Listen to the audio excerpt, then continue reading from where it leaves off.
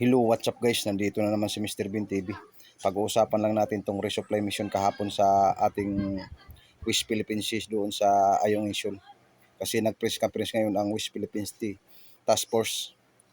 Kaya bago natin umpisahan ang topic na to, intro muna tayo. Let's go! Go! Go!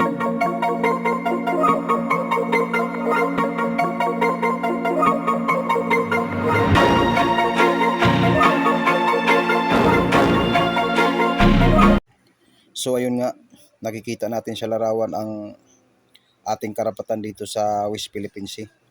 Kung gaano kalapit sa ating mga isla.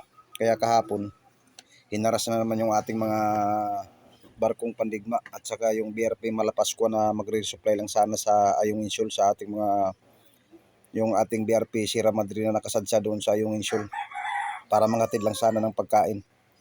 Kitang-kita nyo sa larawan guys kung anong ginagawa ng Chinese Coast Guard sa ating mga barkong nagre-resupply lang dito sa ating Ayong Insul sa mga militar na nakabase doon sa Sierra Madre sa Ayong Insul.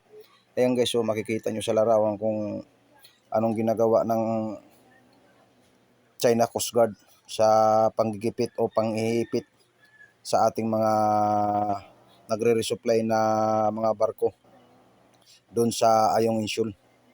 Kitang-kita nyo sa larawan guys ang ginagawang hakbang ng China, dinidikitan tsaka iniipit tayo, kaya ang gagaling ng ating mga Philippine Coast Guard kung paano maniobrahin para maiwasan talaga yung mga ganitong pangyayari guys. Kaya nag-press conference ngayon ang NTF Task Force West Philippine Sea na gagawa sila ng hakbang para mapanagot ang ginagawang hakbang ng China sa panghara sa ating resupply mission kahapon. Ayan o, yan ang Chinese Coast Guard guys na 5203.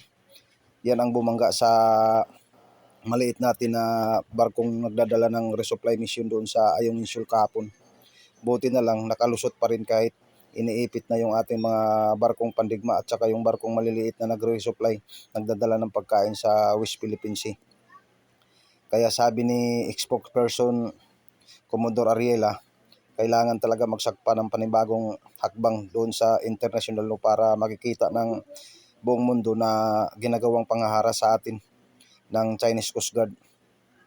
Kaya sabi ni AP spokesperson Colonel Aguilar, kailangan natin gumawa ng aksyon para talagang makikita ng buong mundo na ang ginagawang pangaharas, panggigipit sa ating karapatan.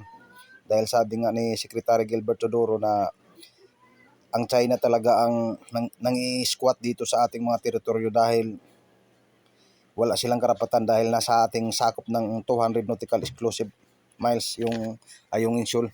Kaya sabihin ng China na tayo daw ang hindi nagpaalam sa kanila, kaya ginagawa lang nila ang karapatan nila. Kaya nagsasalita ngayon si Commodore Ariela. Gagawa na sila ng hakbang para magsampa ng reklamo doon sa International Court para magawa ng paraan to, dahil pag oras na nagkamali tayo nito, tayo pa ang sisihin ng China. Alam nyo naman guys ang China na masyadong balatuba, hindi tumutupad sa mga international court. Kaya ngayon nag-press conference sila para alam ng buong mundo ang ginagawang hakbang ng pangharas ng China. Nagsasalita ngayon ang buong NTF Task Force West Philippine Sea, si Commodore Ariela at saka si AP spokesperson Aguilar, Colonel. So hanggang dito na lang muna guys ang topic nating araw na to. Maraming salamat po.